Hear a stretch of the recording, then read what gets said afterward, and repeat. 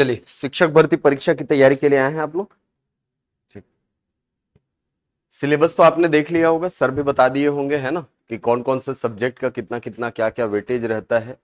ठीक है, हो सकता है कि आपका एग्जाम पुराने ही पैटर्न पर हो, या हो सकता है कि आपका एग्जाम जो है वो व्यापम के नए पैटर्न के अनुसार 100 नंबर में शिफ्ट कर दिया जाए। जो भी हो सर, पढ़ना तो सबको पड़ेगा, क्योंकि सिलेबस में सारी चीजें हैं, सारी चीजें रहनी है। मुझे नहीं लगता कि जो टीईटी वाला सिलेबस है, सीजीटीईटी वाला, उसको कंटिन्यू करेगा इसमें, यानी वह शिक्षक भर्ती परीक्षा में टीईटी जो है वो 150 नंबर का ही रहेगा, और शिक्षक भर्ती परीक्षा को वो 100 नंबर का कर सकता है।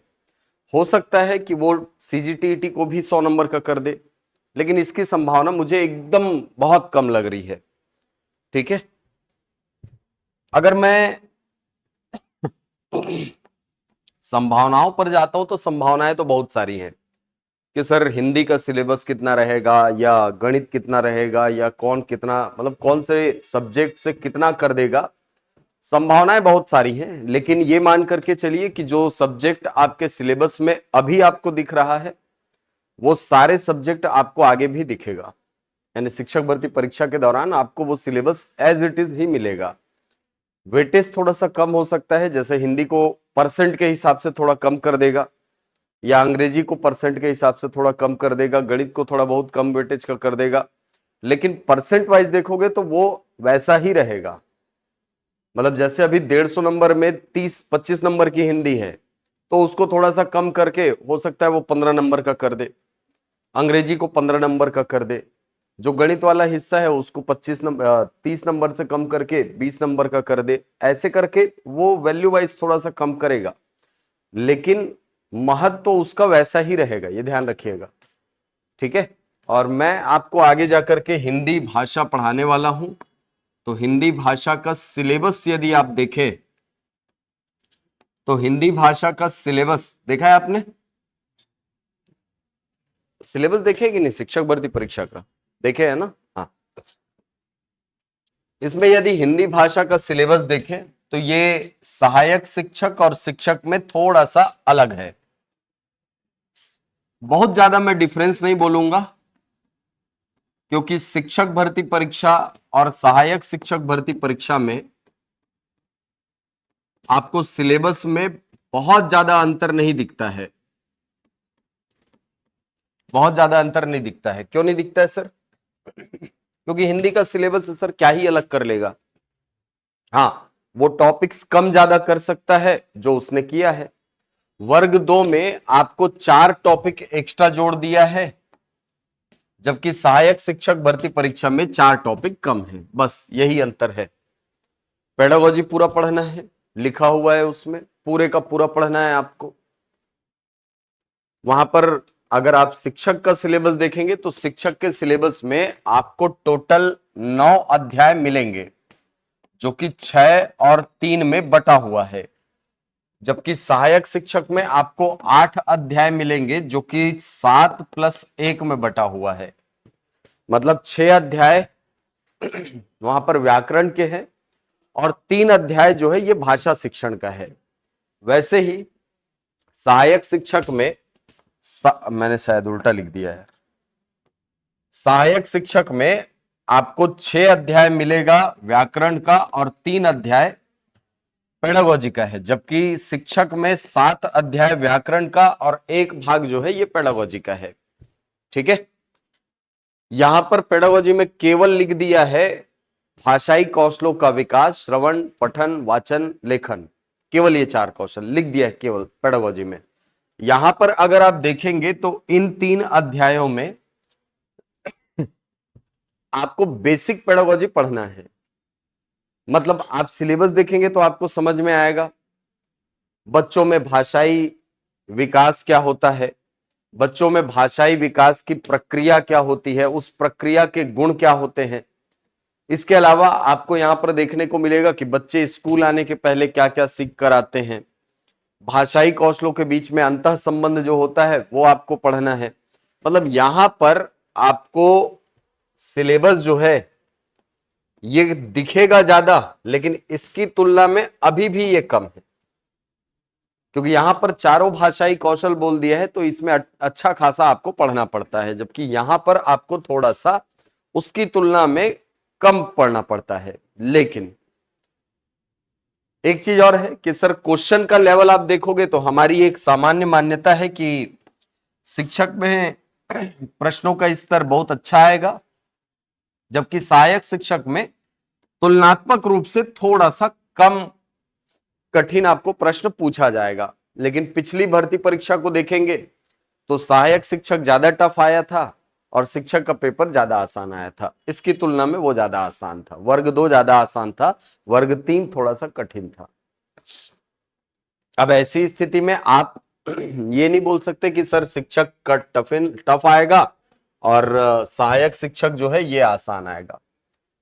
वो आपके ऊपर निर्भर करता है कि आप किसको टफ मानते हो और किसको सरल मानते हो, और कितनी आपकी तैयारी है उस आधार पर निर्धारण होगा कि आप कहां तक पहुंच पाए हो। क्योंकि कठिन और सरल कुछ नहीं है इस सिलेबस में। इस सिलेबस का एकदम साफ, एकदम सिंपल सा फंडा है। अगर आपको आती है सर चीजें तो आपके लिए आसान है, और नहीं आती तो कठिन है। एकदम सीधा साधा फंडा है। पूरा सिलेबस आप पढ़ेंगे तो सिलेबस बार बार ये बोल रहा है कि अगर आपको चीजें अच्छे से आ रही हैं, आप गणित अच्छे से बना पा रहे हो, आपके लिए आसान है। आपको हिंदी अच्छे से आती है, कॉन्सेप्ट अच्छे से क्लियर है, आपके लिए आसान है। आप अंग्रेजी के कॉन्सेप्ट को अच्छे से समझते हो, आपके लिए आसान है। लेकिन यही चीजें जब आप इग्नोर कर दोगे या नहीं पढ़ोगे या सोचोगे कि अरे ये तो बन ही जाता है, बस वही आपके लिए टफ हो जाएगा। टफ इस सेंस में भी हो जाएगा क्योंकि पदों की संख्या सीमित होगी, है कि नहीं? ऐसा तो नहीं है कि असीमित पद हैं, कितने भी नंबर लाओ बस एग्जाम में बैठो और सिलेक्शन हो जाएगा, ऐसा तो है नहीं, है कि नहीं? एग्जाम अगर निकालना है तो अपने को उस टफ कंपटीशन से भी होके गुजरना है, और वहां पर एक एक नंबर की वैल्यू आपके लिए बढ़ जाएगी। कई बार ऐसे होता है कि एक नंबर ज्यादा होता तो आप अंदर होते, सिलेक्शन लिस्ट में होते, और एक नंबर कम है इसलिए आप बाहर बैठे हो। वो एक एक नंबर का जो मार्जिन रहता है वो कई बार आपको सेलेक्ट होने नहीं देता। तो ये मान करके चलो कि एक एक नंबर आपके लिए महत्वपूर्ण है, और आप किसी भी हिस्से को कमतर नहीं आंक सकते कि सर हिंदी तो हमसे बन जाती है, सर 25 क्वेश्चन है, 15 क्वेश्चन तो हम बना ही लेते हैं, बाकी के 10 क्वेश्चन डिफरेंस कर सकते हैं भाई। या गणित हमसे बहुत अच्छा बनता है सर, 30 में से 15, 17, 18, 20 क्वेश्चन तो आराम से रगड़ देंगे, बाकी के 10 क्वेश्चन का क्या? समझ आ रही बात? या अंग्रेजी माध्यम वालों के साथ ये गफलत होती है, अंग्रेजी है सर बना ही लेंगे, वो जो आखिरी के 5-10 नंबर का सेक्शन रहता है ना, वही आपको उलझा के रख देगा। बाकी क्वेश्चन आपसे बनेंगे 20-25 में से 20 क्वेश्चन आप बना भी लोगे, 10 क्वेश्चन आपको रुलाएगा, 5 क्वेश्चन, और वो 5 नंबर सक्षम है आपको सेलेक्ट करवाने और बाहर करने के लिए, दोनों में बाहर है, दोनों में सक्षम है वो। तो इसीलिए किसी भी हिस्से को कम नहीं आंकना है, हर हिस्सा महत्वपूर्ण है, और हर हिस्से को इतना तैयार करना है कि सर क्वेश्चन किसी भी एंगल से पूछे, इससे हमारा क्वेश्चन बनना चाहिए। क्लियर है बात? ठीक। और मेरे हिसाब से तो यार हिंदी, गणित, आपका ये अंग्रेजी वाला हिस्सा, सीडीपी वाला हिस्सा, ये इतनी लिबर्टी देता है कि आप इसमें बहुत अच्छा अंक ला सकते हो। गणित में ऐसे बहुत सारे स्टूडेंट मिलेंगे जो 30 में 30 बनाएंगे। हिंदी में बहुत सारे ऐसे स्टूडेंट हैं जो कि 25 में 25 फोड़ेंगे भाई, फोड़ेंगे। बहुत अच्छे अच्छे तैयारी करने वाले बैठे, बहुत सारे अपने स्टूडेंट हैं, वो 25 में 25 फोड़ने के लिए तैयार बैठे हैं, उनको बस मौके की तलाश है। तो आपको भी उस स्तर पर जाकर के तैयारी करनी होगी। ठीक है, चलिए। तो हिंदी के सिलेबस की यदि मैं बात करता हूं तो हम लोग सहायक शिक्षक का सिलेबस देखते हैं, उसके बाद शिक्षक के सिलेबस को इसी में जोड़ देंगे। सहायक शिक्षक के सिलेबस में जैसा मैंने बताया कि 6 यूनिट है। अब इन 6 यूनिट्स में सिलेबस को यहां से वहां, इधर का टॉपिक उधर, उधर का टॉपिक इधर, ऐसे करके लिखा हुआ है। मैं आपको एक सिस्टमेटिक तरीका बता रहा हूं जहां से आपको यह पढ़ना होगा। आपके सिलेबस में सबसे पहला जो टॉपिक है वो है वर्णमाला, स्वर, व्यंजन एवं वर्तनी करके सबसे पहला टॉपिक लिखा होगा। है नहीं, इकाई 1 में स्वर व्यंजन वर्तनी करके लिखा होगा। तो वर्णमाला आपको पूरे का पूरा यहां से पढ़ना है। अब सवाल यह आता है कि सर वर्णमाला में कितना पढ़ना होता है, क्या केवल वर्णों को जान लेना या केवल वर्णमाला के वर्णों को जान लेना काफी होता है क्या? नहीं, आपको वर्णमाला को कॉन्सेप्ट के स्तर पर जाकर के पढ़ना होता है। और अभी जो नया पैटर्न आया है उसमें दो चीजों को तो एकदम अच्छे से तैयार करना, एक तो परिभाषा, दूसरा पहचान, या इसी को आप बोल सकते हो उदाहरण। एक तो है परिभाषा और दूसरा है उदाहरण। क्यों परिभाषा? इसलिए क्योंकि अभी कुछ पैटर्न से मैं देख रहा हूं, कुछ एग्जाम्स में देख रहा हूं कि परिभाषाओं को टारगेट करके क्वेश्चन किया जा रहा है, और नए पैटर्न से अगर आप अपडेट नहीं रहोगे तो आपकी तैयारी फिर वो 4-5 क्वेश्चन छूटने वाली अभी भी समस्या बरकरार रहेगी। ठीक है, क्योंकि एकदम माइनर माइनर आपको अलग अलग मिलेगा दो चीजों के बीच में डिफरेंस। जैसे नाम बोधक और नाम धातु क्रिया, आगे जाकर के क्रिया पढ़ेंगे तो वहां पर आएगा, इतना सा अंतर है। एक में लिखा रहेगा कि संज्ञा अथवा विशेषण से बनी क्रिया को नाम बोधक क्रिया कहते हैं सॉरी नाम बोधक क्रिया कहते हैं, और संज्ञा अथवा विशेषण से जुड़ी क्रिया को नाम धातु क्रिया कहते हैं। ऐसा क्वेश्चन आएगा कि संज्ञा और विशेषण से जुड़ी क्रिया को क्या कहा जाता है, संज्ञा और विशेषण से बनी क्रिया को क्या कहा जाता है। अंतर केवल जुड़ी और बनी का है, और एक विकल्प देगा नाम बोधक, एक विकल्प देगा नाम धातु। केवल इतने में खेल खत्म, अगर आप परिभाषा को अच्छे से नहीं पढ़े हैं तो। अभी जैसे आप पिछले एग्जाम देखो, हॉस्टल वार्डन में योग रूढ़ शब्दों को पूछा था स्टेटमेंट बना करके, आप अगर दिए होंगे तो आपको याद होगा। हॉस्टल वार्डन में परिभाषा को और इसके गुणों को ही स्टेटमेंट बना करके आपको दे दिया है। तो हिंदी में भी कुछ ऐसे एक्सपेरिमेंट किए जा रहे हैं, कुछ ऐसे क्वेश्चन आपको दिए जा रहे हैं जो कि सबसे नहीं बनने वाले। जो डीप स्टडी नहीं करेंगे उनसे ये क्वेश्चन नहीं बनने वाले। आपको थोड़ा सा डेप्थ में जाना पड़ेगा, थोड़ी गहराई से चीजों को समझना होगा। तो वर्णमाला जो है वो पूरे का पूरा मान करके चलो कि कॉन्सेप्ट बेस्ड क्वेश्चन अब पूछ रहा है यहां से। तो कॉन्सेप्ट आप आगे पढ़ेंगे। वर्णमाला में जो कॉन्सेप्ट हैं इसके अंतर्गत केवल वर्णों को जान लेना, स्वरों की संख्या कितनी, व्यंजनों की संख्या कितनी, या अयोगवाह कितने, या ऊष्म व्यंजन कितने, अंतस्थ व्यंजन कितने, केवल ये काफी नहीं है। अब वहां पर उनकी परिभाषाएं आपको देखनी होंगी। इसके अलावा आपको देखना होगा जो हमारे 11 स्वर होते हैं उन स्वरों का विभाजन आपको देखना होगा। स्वरों को 4 अलग अलग आधारों पर जो बांटा जाता है उन चारों आधारों को आपको पढ़ना होगा। इसके अलावा इसी कॉन्सेप्ट के अंतर्गत आप पढ़ेंगे व्यंजनों का विभाजन। व्यंजनों का विभाजन, व्यंजनों के विभाजन के अंतर्गत प्रयत्न के आधार पर व्यंजन आपको पढ़ना है। फिर प्रयत्न को ही 2 भागों में बांटा जाता है, आभ्यंतरिक प्रयत्न और बाह्य प्रयत्न। उन प्रयत्नों को हमको समझना है। प्रयत्न का मतलब क्या होता है, आधे लोग को यही नहीं पता होता है। हम लोग सोचते हैं प्रयत्न का मतलब हर जगह पर कोशिश करना या प्रयास करना या एफर्ट करना होता है, जबकि वर्णमाला में प्रयत्न का अर्थ बिल्कुल बदल जाता है। क्या होता है सर, उसका अर्थ क्या होता है, आगे जाकर के हम लोग देखेंगे। इसके अलावा एक टॉपिक आपको पढ़ना है वर्णों का उच्चारण स्थल। ये वर्णमाला का एक और सबसे महत्वपूर्ण टॉपिक जहां से लगभग हर एग्जाम में क्वेश्चन आते हैं। और अगर ये अपने को नहीं आता है तो फिर एक क्वेश्चन का लॉस है यहां से, क्योंकि यहां से आप देखना पुराने क्वेश्चन जब आप उठाएंगे ना तो आपको यहां से लगभग हर एग्जाम में एक क्वेश्चन आता हुआ दिखता है। आपने देखा होगा व का उच्चारण स्थल क्या है, ए का उच्चारण स्थल क्या है, आ का उच्चारण स्थल क्या है, या पूछ लेगा श का उच्चारण स्थल क्या है, या का उच्चारण स्थल क्या है। ऐसे क्वेश्चन आते हैं और हम पढ़ के जाए रहते हैं क वर्ग कंठ से, च वर्ग तालु से, ट वर्ग मूर्धा से, त वर्ग दांत से, प वर्ग ओष्ठ से। केवल यही पढ़ते हैं हम लोग। लेकिन क्वेश्चन डीपली जाता है। अब आप क्वेश्चन उठाइएगा और मैं गारंटी देता हूं पिछले 5 साल में एक आध बार आया है च वर्ग का उच्चारण स्थल, बाकी किसी बार भी आपको नहीं पूछा है स्पर्शी व्यंजन वर्गों से उच्चारण स्थल को। आपको हमेशा उन 25 वर्णों के अलावा अन्य वर्णों को पूछा है। ए का पूछा है, ऐ का पूछ लिया, व का पूछ लिया, इनका उच्चारण स्थल पूछ रहा है। तो कहने का मतलब केवल 25 वर्णों पे डिपेंड नहीं रहना है सर, बाकी वर्णों का उच्चारण स्थल भी याद करना है। इसके अलावा एक विभाजन हमको देखना है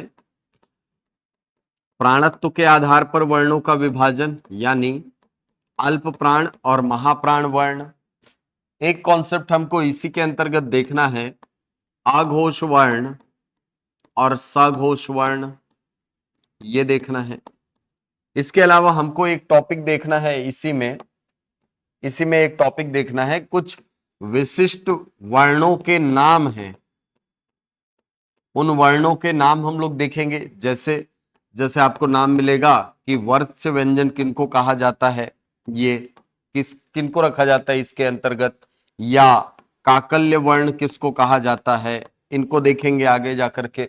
तो ये सारे नाम आगे जाकर के मिलेंगे आपको। तो वर्णमाला में केवल उन वर्णों को, उनकी संख्या को जान लेना काफी नहीं है, ये सारी चीजों से आपको एग्जाम में क्वेश्चन आता है। आपने क्वेश्चन देखा भी होगा, फलाना के आधार पर स्वरों के कितने भेद होते हैं, देखे हो ना, टीटी में ही मिला होगा क्वेश्चन। टीटी तो सबका क्लियर ही होगा मेरे हिसाब से, है कि नहीं? तो आप लोग ये क्वेश्चन तो बिल्कुल देखे होंगे एग्जाम में, फलाना के आधार पर स्वरों के कितने भेद होते हैं, आभ्यंतरिक प्रयत्न के आधार पर व्यंजनों के कितने भेद होते हैं। टीटी 2022 का क्वेश्चन है ये। तो ऐसे क्वेश्चन आपको पूछता रहता है। अब वर्णमाला जब आप पढ़ लेंगे, इसके बाद फिर आप आगे जाते हैं और यहां हम लोग पढ़ते हैं शब्द रचना।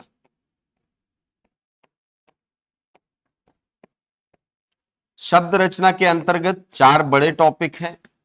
एक टॉपिक है आपका संधि, एक टॉपिक आप पढ़ेंगे इसमें उपसर्ग, एक टॉपिक पढ़ेंगे आप प्रत्यय, और एक टॉपिक आप पढ़ेंगे इसी में समास। इसके अंतर्गत आप देखेंगे कि नवीन शब्दों की रचना कैसे हो रही है, नए शब्द कैसे बन रहे हैं। जैसे संधि उपसर्ग से अलग है। संधि में जब आप शब्दों को जोड़ते हैं तो वहां वर्णों के स्तर पर जाकर के अपने को शब्दों को जोड़ना होता है। उपसर्ग अगर कभी भी जुड़ेगा तो शब्द के आरंभ में जुड़ेगा, प्रत्यय कभी भी जुड़ेगा तो शब्द के अंत में जुड़ेगा। समास के अंतर्गत समास में शब्दों को शब्द ना मान करके पदों के रूप में आप शब्दों को जोड़ते हैं। तो ये अलग अलग तरीके होते हैं हमारी हिंदी में शब्दों को बनाने के।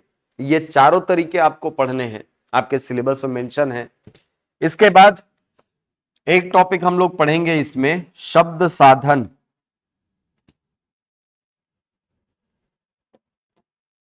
एक टॉपिक हम लोग पढ़ेंगे इसमें शब्द साधन। शब्द साधन के अंतर्गत बेसिकली आपको जो 5 अलग अलग आधारों पर शब्दों का विभाजन है, ये आपको पढ़ना है। शब्द क्या है और शब्दों का विभाजन। जैसे आप पढ़ते हैं प्रयोग के आधार पर शब्द 8 प्रकार के होते हैं, उत्पत्ति के आधार पर, रचना के आधार पर, इसके अलावा रूपांतरण के आधार पर और अर्थ के आधार पर शब्दों का विभाजन। तो 5 अलग अलग बेस हैं, 5 अलग अलग आधार हैं जिस पे आप विभाजन करते हैं शब्दों का।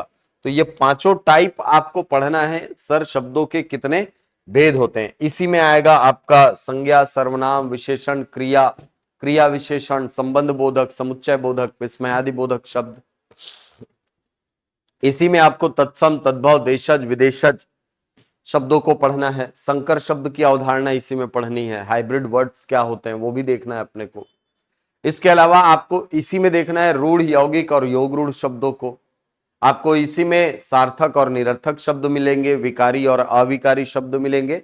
तो जितना विभाजन वाला काम है वो सब के सब शब्द साधन के अंतर्गत। इसी के अंतर्गत आपको मैंने बताया संज्ञा, सर्वनाम, विशेषण, क्रिया, क्रिया विशेषण, मतलब जो मूल व्याकरण का हिस्सा है ना वो यहां से एंटर करोगे आप। जो शब्दों का जो व्याकरण होता है वहां इस टॉपिक से हम एंटर करते हैं। इसके बाद एक टॉपिक आता है आपका इसी में शब्द रूप, यही लिख लेते हैं। एक टॉपिक हम लोग पढ़ेंगे शब्द रूप। अब शब्द रूप के अंतर्गत बेसिकली 3 टॉपिक आते हैं। एक टॉपिक आता है आपका लिंग, एक टॉपिक आता है वचन, और एक टॉपिक आता है आपका कारक। ये 3 टॉपिक मिलाकर के क्या कहलाते हैं? शब्द रूप। शब्दों के अलग अलग रूपों का जो कारण है वो हम शब्द रूप के अंतर्गत देखते हैं। ठीक, लिंग वचन कारक ये कंप्लीट हो गया। इसके बाद फिर टॉपिक आता है आपका, इसके बाद टॉपिक आएगा आपका इसके अंतर्गत पर्यायवाची,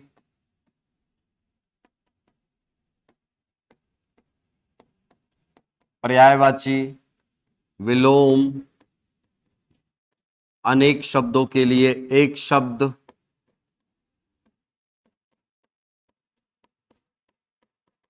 अनेक शब्दों के लिए एक शब्द। इसके अलावा आपको क्या पढ़ना है सर? इसमें आपको इसमें पढ़ना है मुहावरे, मुहावरे, लोकोक्ति, ये पढ़ना है। शब्द पढ़ने के बाद वैसे पर्यायवाची और मुहावरे लोकोक्ति में एंटर करने के बजाय हम एंटर करेंगे वाक्य में। वाक्य के अंतर्गत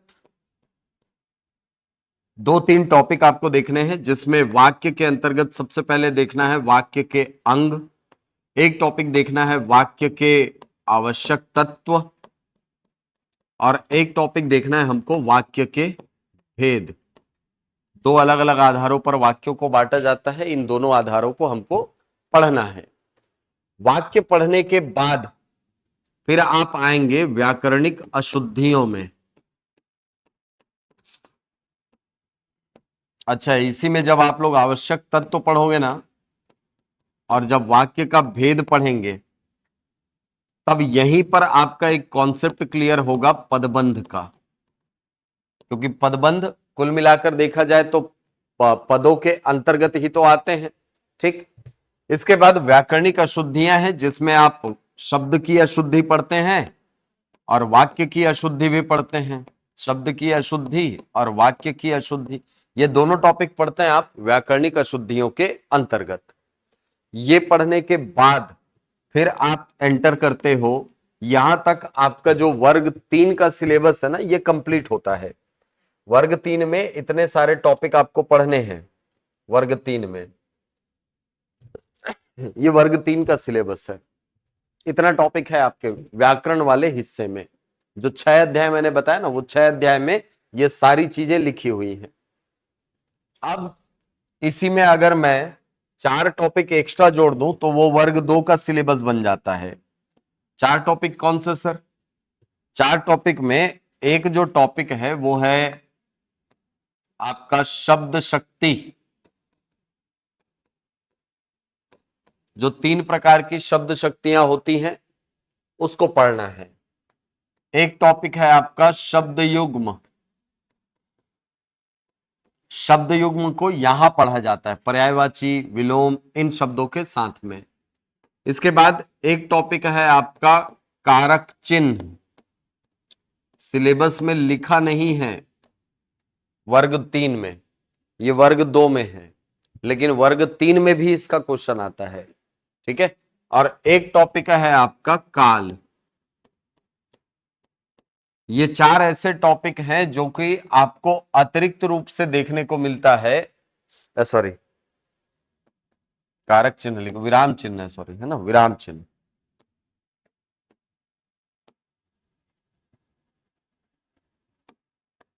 विराम चिन्ह और काल, ये 4 ऐसे टॉपिक हैं जो कि आपको वर्ग 2 में मिलेगा, लेकिन ये वर्ग 3 में नहीं पढ़ना है अपने को। ठीक है, ये वर्ग 2 का हिस्सा है। ये वर्ग 2 में पूछेगा आपको शब्द शक्ति का क्वेश्चन, या शब्द युग्म का, या विराम चिन्ह का, या काल का। और अभी तक वर्ग 3 में वहां से क्वेश्चन आया नहीं है, वर्ग 2 में लेकिन पूछा गया है। ठीक है, तो अपने को पहले तो क्लियर होना चाहिए कि सिलेबस में टॉपिक कहां से अपने को क्वेश्चन आना है। ठीक है, तो मेरे हिसाब से अब एक सामान्य आपके दिमाग में स्ट्रक्चर बन गया होगा कि सर टॉपिक क्या क्या है और कहां से क्वेश्चन आने हैं। ठीक है, और इसी सीक्वेंस में हमको पढ़ना है, ध्यान रखना, सीक्वेंस ब्रेक मत करना। सीक्वेंस ब्रेक करने से दिक्कत यह होता है कि हम एक्चुअल में जो व्याकरण का सीखने का जो तरीका है उसको फॉलो नहीं कर पाते हैं। ठीक है, हाँ, आपको अगर प्रैक्टिस करनी है, आप इनकी प्रैक्टिस करिए, जितनी हो सके इतनी इनकी प्रैक्टिस करते रहिए। ये जो कुछ टॉपिक हैं आपके जैसे मुहावरे और लोकोक्तियां हैं, जैसे विलोम शब्द हैं, जैसे पर्यायवाची शब्द हैं, इनकी आप रेगुलर प्रैक्टिस करिए, कोई दिक्कत नहीं है। ये टॉपिक्स आपको करना है सर प्रैक्टिस, जितना प्रैक्टिस करोगे ये उतना अच्छा है। लेकिन दिक्कत यह है सर कि इसमें तो बहुत ज्यादा प्रैक्टिस कर नहीं पाते हैं। आज तक आप बताना, क्या पहले वाला चालू किए हो आप, मतलब पर्यायवाची पढ़ना चालू किए हो, आखिरी वाले तक पहुंचे हो? ईमानदारी से बताना, आखिरी तक पहुंचे हो कभी? पहले वाले चालू करो कोई किताब में, ठीक है, जैसे विनय कुमार पाठक हो गई या वासुदेव नंदन प्रसाद हो गए, पहले वाले चालू करो और आखिरी तक कभी पहुंचे हो? पर्यायवाची में कभी नहीं पहुंचते सर। क्यों नहीं पहुंचते सर? नींद आ जाती है यही कहीं पर, है नहीं? उसको पढ़ने का एक तरीका है ना भाई। अब वो ये सेम वैसे ही स्थिति है जैसे आप पूरे साल भर का खाना एक ही दिन में खाने वाले हो, खा नहीं पाओगे सर, है कि नहीं? उसको धीरे धीरे धीरे धीरे डाइजेस्ट करते हुए अपने को कंप्लीट करना है। एक साथ पढ़ने के लिए जाओगे तो वो कंप्लीट होगा ही नहीं। धीरे धीरे धीरे धीरे करके इसको खत्म करना है। तो जब आप इसको कंप्लीट करने के लिए जाओगे तो इसमें इसको एकदम रेगुलरिटी के साथ कंप्लीट करना होगा। ऐसा नहीं सिर्फ कि इसको पढ़े हैं, आज चालू किए भयंकर जोश जोश में 50 ठो पढ़ लिए, 100 ठो पढ़ लिए, 150 पढ़ लिए और कल तान फिर सुखा नहीं पढ़े हैं सर। ये नहीं होना चाहिए। अगर आपको ये पढ़ना है, अगर आपको ये टॉपिक पढ़ने हैं तो आपको एकदम रेगुलर चलना होगा कि सर मुझे आज 10 करने हैं, कल 10 आगे बढ़ूंगा लेकिन उसके पहले 10 रिवीजन करूंगा। तीसरे दिन में जब पहुंचूंगा तो 10 आगे बढ़ूंगा लेकिन उसके पहले 20 रिवीजन करूंगा। और चौथे दिन जब जाऊंगा तो वहां पर 10 आगे बढ़ूंगा लेकिन पीछे के 20 जो है वो रिवीजन करता जाऊंगा।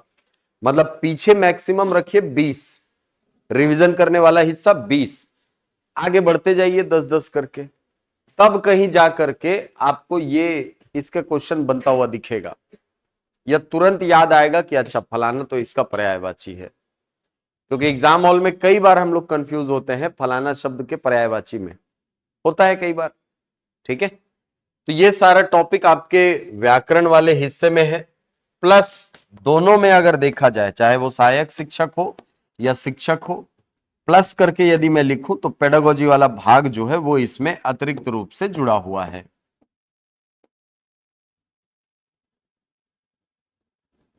ये अलग से जुड़ा हुआ है।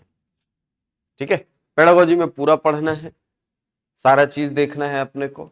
ठीक है, अब क्या इस सिलेबस की शुरुआत वर्णमाला से की जाएगी?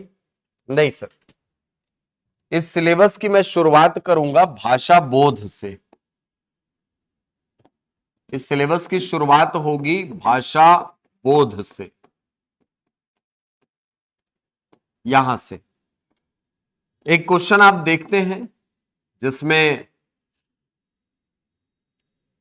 आप वो सीक्वेंस वाला क्वेश्चन एक देखे होंगे, निम्न में से सही क्रम कौन सा है? हिंदी के विकास का सही क्रम क्या है? संस्कृत, पाली, प्राकृत, अपभ्रंश, अवहट्ठ हिंदी पढ़ा होगा आपने। ये वो जो सीक्वेंस है वो किस टॉपिक के अंतर्गत आता है? तो वो आता है भाषा बोध के अंतर्गत। ठीक है, बेसिकली यहीं से हम हिंदी पढ़ना चालू करेंगे। ठीक है, क्योंकि कुछ कुछ हिडन टॉपिक आपके सिलेबस में है, वो लिखा नहीं है। जैसे आप सिलेबस देखेंगे ना तो वहां पर लिखा है पद एवं पद भेद, संज्ञा, सर्वनाम, विशेषण एवं क्रिया लिखा है। पद एवं पदभेद करके संज्ञा, सर्वनाम, विशेषण, क्रिया, केवल 4 प्रकार के पदों को लिखा है। लेकिन आप बताना क्या अव्यय से क्वेश्चन नहीं आता? क्रिया विशेषण से, क्रिया विशेषण से आता है सर, संबंध बोधक से आता है, समुच्चय बोधक से क्वेश्चन आया हुआ है। तो ऐसी स्थिति में हम उन 4 टॉपिक्स को हिडन टॉपिक मान करके पढ़ेंगे, लेकिन क्योंकि वो सिलेबस में लिखा नहीं है लेकिन है, वहां से क्वेश्चन आता है। ठीक, तो वैसे ही एक हिडन टॉपिक है हमारा भाषा बोध। इस भाषा बोध के अंतर्गत हम क्या पढ़ते हैं सर? तो भाषा बोध के अंतर्गत सबसे पहले तो हम देखते हैं भाषा क्या है। मतलब हमको सबसे पहले क्या देखनी है? भाषा की परिभाषा। इसके अलावा हमको देखना है भाषा के प्रकार, भाषा के कौन कौन से प्रकार होते हैं, भाषा में कौन कौन से गुण पाए जाते हैं, ये हम देखेंगे। इसके बाद एक बड़ा टॉपिक भाषा बोध के अंतर्गत ही आता है, वो है हिंदी का विकास क्रम।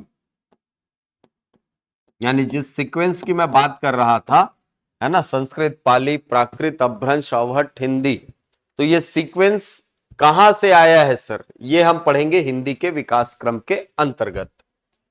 एक टॉपिक हम लोग इसी में देखेंगे, हिंदी के संबंध में संवैधानिक प्रावधान।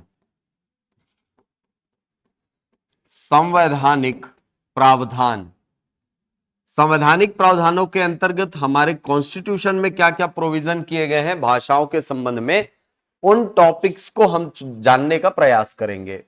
ठीक है, उन अनुच्छेदों को देखेंगे जहां भाषाओं के संबंध में प्रावधान लिखा होगा, उन भागों को देखेंगे, सीधे संविधान उठाएंगे, संविधान का सीधा सॉफ्ट कॉपी निकालेंगे और वहां से पढ़ने की कोशिश करेंगे कि भाई ये जो भाषाई प्रावधान है, भाषा के संबंध में जो प्रावधान है, वो संविधान के किस हिस्से में हमको देखने को मिलता है। इसके बाद एक टॉपिक हम लोग इसी में देखेंगे जो पिछले साल बहुत ज्यादा चर्चा में रहा है, वो है शास्त्रीय भाषा, क्लासिक लैंग्वेज या क्लासिकल लैंग्वेज जिनको आप कहते हैं। तो क्लासिक लैंग्वेज या क्लासिकल लैंग्वेज जो है, ये पिछले साल बहुत ज्यादा चर्चा में रहने वाला टॉपिक था। तो इस टॉपिक को हम लोग पढ़ेंगे कि शास्त्रीय भाषा क्या है और वर्तमान में कौन कौन सी भाषाएं जो हैं ये शास्त्रीय भाषाओं के अंतर्गत शामिल हैं। ठीक, तो ये आपके सिलेबस में लिखा नहीं है लेकिन यहां से क्वेश्चन आता है। जैसे एक क्वेश्चन आपने देखा होगा ना, भाषा शब्द की व्युत्पत्ति किस धातु से मानी जाती है, क्वेश्चन देखा होगा आपने, वो भी इसी में पढ़ना है। ठीक, चल, तो सबसे पहले हम लोग देखेंगे भाषा की परिभाषा को, क्योंकि जो टॉपिक पढ़ने वाले हैं या जिस सब्जेक्ट को हम चालू कर रहे हैं, सबसे पहले तो सर उसकी परिभाषा पता होनी चाहिए। क्या है भाषा? चलो आप बताएंगे, बताइए मैडम, क्या है परिभाषा भाषा की, क्या हो सकती है?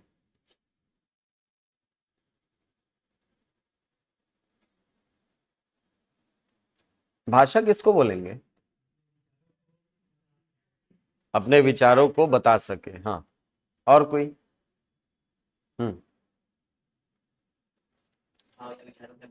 अभिव्यक्ति, भाव या विचारों की अभिव्यक्ति। ठीक, आप क्या बोलते हैं सर?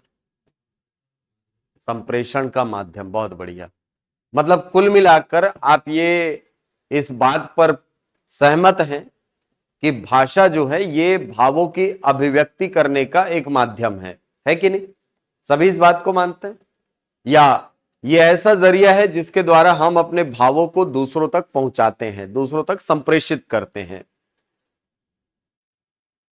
ये भाषा की परिभाषा है और ये यूनिवर्सल परिभाषा है सर, है कि नहीं? कि भाषा अभिव्यक्ति का वो माध्यम है जिससे कि हम अपने भावों को दूसरों तक पहुंचाने का काम करते हैं। ठीक है सर, और ये परिभाषा आपको जानकर आश्चर्य होगा, आज से लगभग 2000 साल पहले दी जा चुकी है। ये ऐसा नहीं है कि आज में मॉडर्न साइंस में इस परिभाषा को खोजा गया है, नहीं। भाषा की इस परिभाषा को आचार्य पतंजलि ने बहुत पहले बता दिया है, आज से लगभग 2000 साल पहले। आचार्य पतंजलि ने एक पुस्तक लिखी थी जिसका नाम था महाभाष्य। नाम सुना है आपने? महाभाष्य। ये महाभाष्य वास्तव में देखा जाए तो आचार्य पाणिनि, इनका भी नाम सुना होगा आपने, सुने? आचार्य पाणिनि की पुस्तक थी अष्टाध्यायी। इस अष्टाध्यायी पर लिखी गई टीका थी महाभाष्य। भाष्य था एक प्रकार का बोला जाए तो, ठीक है। अष्टाध्यायी इसलिए प्रसिद्ध है क्योंकि सर पूरी दुनिया में व्याकरण की पहली पुस्तक है ये। मतलब पूरे विश्व में अगर पहली बार कोई व्याकरण ग्रंथ लिखा गया था तो वो लिखा गया था किसके द्वारा? आचार्य पाणिनि के द्वारा। आचार्य पाणिनि ने संस्कृत के व्याकरण के लिए एक ग्रंथ की रचना की और 8 अध्यायों में उसको बांटा। और 8 अध्यायों में बटे होने के कारण आपने उस किताब को क्या नाम दिया? अष्टाध्यायी। इस अष्टाध्यायी में सूत्रों के माध्यम से भाषा के नियमों को समझाया गया था। सूत्र कहे तो कोडिंग लैंग्वेज, एक तरीके से कोडिफाई कर दिया था उन्होंने अपनी भाषा को, और उस भाषा के माध्यम से हमको व्याकरण को समझाने की कोशिश किया था। लेकिन सर वो जब कोडिंग भाषा का प्रयोग करते थे, या कोई भी हो, अगर कोडिंग भाषा कोड करके यदि किसी भाषा को प्रयोग में ला रहा है तो समझने वाले के लिए वो थोड़ा सा मुश्किल तो होता ही है। जैसे मैं अगर कोई कोड बना देता हूं तो आपके समझने के लिए कठिन होगा, या आप कोई कोड बनाएंगे तो मेरे समझने के लिए कठिन होगा, सीधी सी बात है कि नहीं? तो ये जो आचार्य पाणिनि की पुस्तक थी अष्टाध्यायी, ये सूत्रों के माध्यम से लिखी गई किताब थी। इन सूत्रों को सरल करने का काम किया किन्होंने? आचार्य पतंजलि ने। और आचार्य पतंजलि ने इन सूत्रों को सरल करके जो किताब बनाया, उस किताब को क्या नाम दिया इन्होंने? महाभाष्य। उस किताब का सरलीकरण रूप है, ये सरलीकृत रूप है एक तरीके से देखा जाए तो। अष्टाध्यायी को सरलीकृत किया और सरल करके क्या बना लिया इन्होंने? महाभाष्य बना लिया। सर क्लियर है? अब इसी महाभाष्य में सबसे पहली बार परिभाषित किया गया था भाषा को। और भाषा की परिभाषा देते हुए आचार्य पतंजलि लिखते हैं, भाषम व्यक्तायाम वाची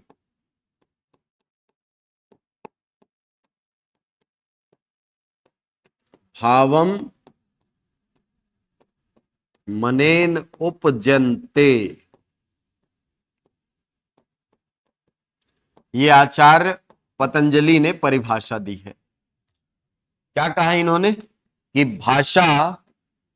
भाषा व्यक्त करती है, कैसे? बोलकर। वाची वाक धातु से बना शब्द है, वाक का मतलब होता है बोलना। तो भाषम व्यक्तायाम वाची, भाषा व्यक्त करती है बोलकर। किसको? भावों को। भावों को व्यक्त करती है। सर कौन से भाव? जो हमारे मन में उपजते हैं। देखो कितनी कितनी सरल परिभाषा दी इन्होंने कि भाषा व्यक्त करती है बोलकर मन के भावों को, है कि नहीं? अब यहां से अगर मैं एक कंप्लीट परिभाषा निकालूं भाषा की, तो ये कहती है परिभाषा कि सर भाषा मन में उपजने वाले भावों को बोलकर व्यक्त करती है। यही तो आपने कहा है थोड़ी देर पहले, यही परिभाषा तो आपने दी है ना कि सर भाषा जो है ये अभिव्यक्ति का माध्यम है, और अभिव्यक्ति का माध्यम है मतलब ये मन के भावों को प्रकट करने वाली है। ठीक, तो ये भाषा की परिभाषा आपको आचार्य पतंजलि के महाभाष्य में देखने को मिलता है। और यहीं पर ये इस बात को स्पष्ट कर देते हैं कि ये जो भाषा शब्द है सर, इस भाषा शब्द की व्युत्पत्ति होती है संस्कृत के भाष धातु से। ऐसा ये क्वेश्चन आता है, ठीक है, ध्यान रखना। षटकोण के श पे बकायदा हलंत लगा होगा, ठीक है, क्योंकि 4 विकल्प देगा, उसमें एक विकल्प में भाष ऐसा भी लिखा रहेगा, ऐसा एक विकल्प में लिखा रहेगा, ऐसा एक विकल्प में रहेगा भाष, और एक विकल्प में लिखा रहेगा ऐसा। तो ये आपका आंसर होना चाहिए। क्लियर है? ठीक है ना?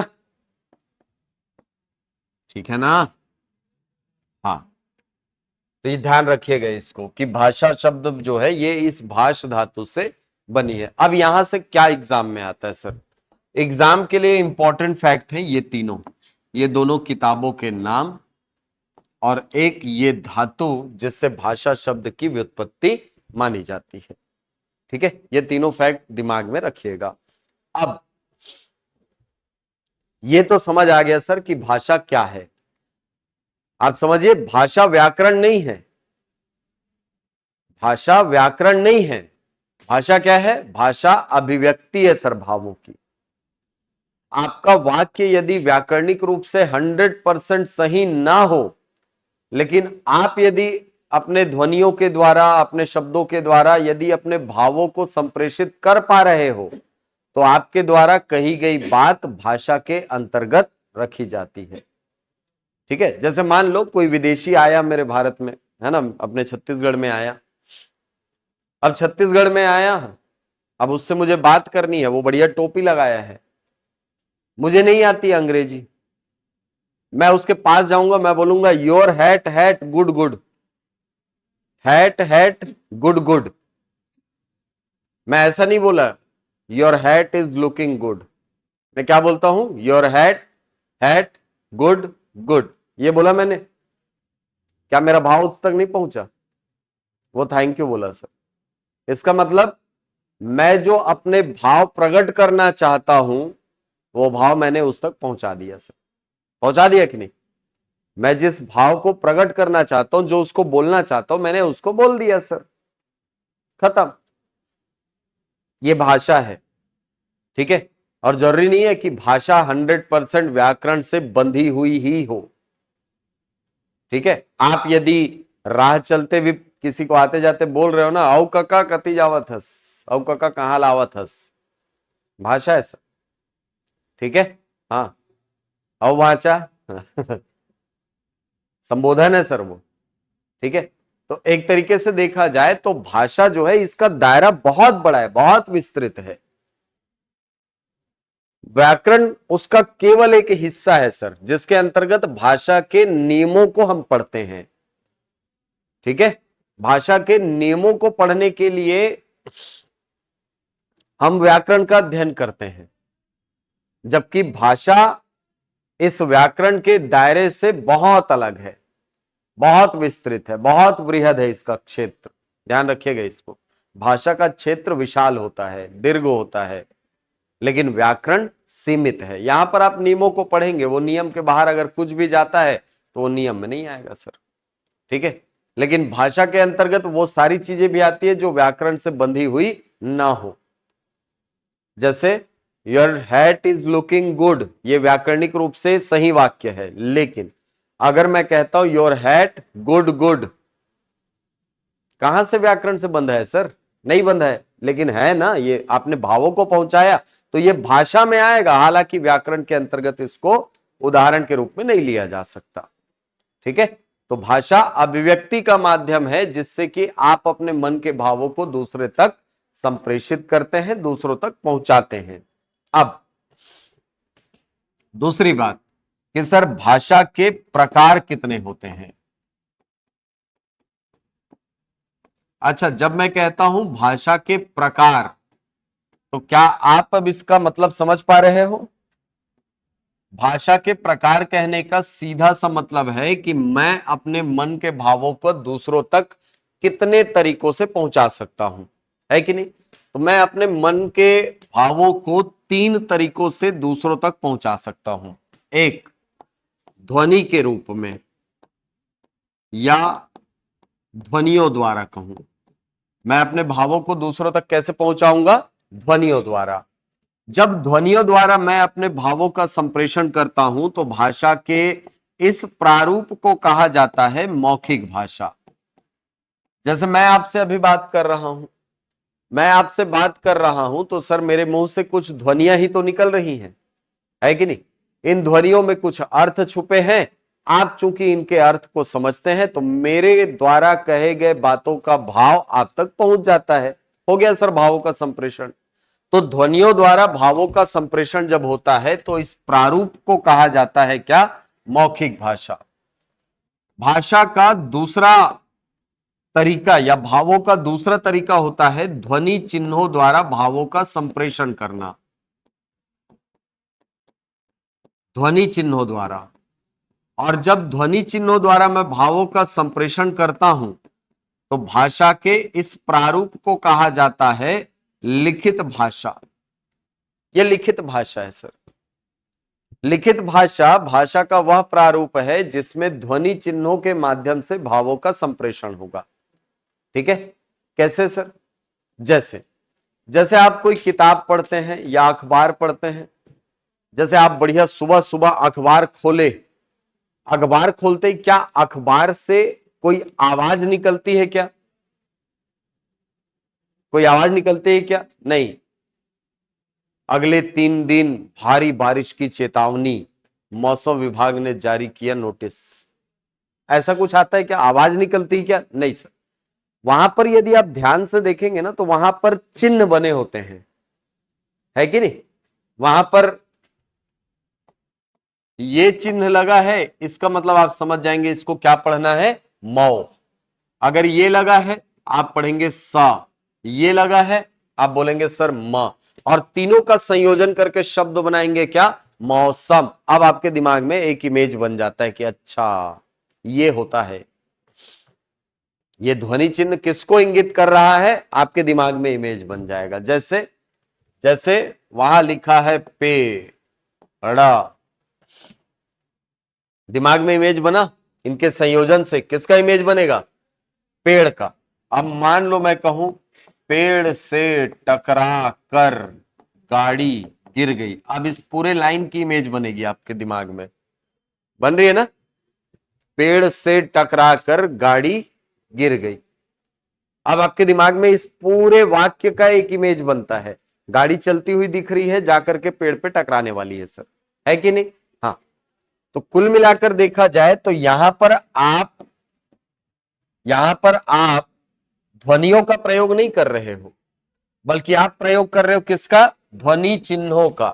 और जब ध्वनि चिन्हों के माध्यम से भावों का संप्रेषण होता है तो भाषा के इस प्रारूप को कहा जाता है लिखित भाषा। भावों के संप्रेषण का तीसरा तरीका होता है संकेत, यानी आप अपने भावों को दूसरों तक कैसे पहुंचा सकते हो, संकेतों द्वारा पहुंचा सकते हो सर। और संकेतों द्वारा जब भावों का संप्रेषण होता है तो भावों के संप्रेषण के इस तरीके को कहा जाता है सांकेतिक भाषा। सांकेतिक भाषा, ठीक है। लेकिन ध्यान रखना, सांकेतिक भाषा जैसे ट्रैफिक सिग्नल, लाल जला, लाल बत्ती जली, तो वहां पर हमको कोई आवाज नहीं आती है, वहां पर किसी प्रकार के कोई पट्टी लिख करके हमको नहीं दिखाया जाता है कि इधर से आने वाले चलो, उधर से आने वाले रुको, ऐसा कुछ लिखा हुआ नहीं आता है, और नहीं कोई आवाज आती है। वहां पर केवल चिन्ह बने होते हैं सर 3 कलर के।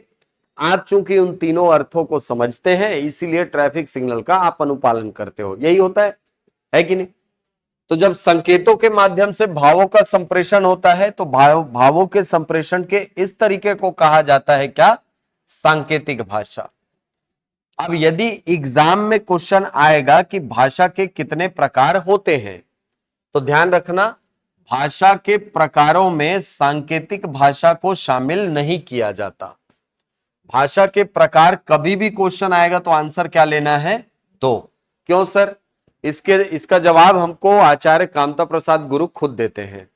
अब ये कौन है सर? ये वही महोदय हैं, वही व्यक्ति हैं जिन्होंने हिंदी का व्याकरण लिखा है। जो आज आप हिंदी का व्याकरण पढ़ते हैं ना, वो कामता प्रसाद गुरु ने लिखा है, ठीक।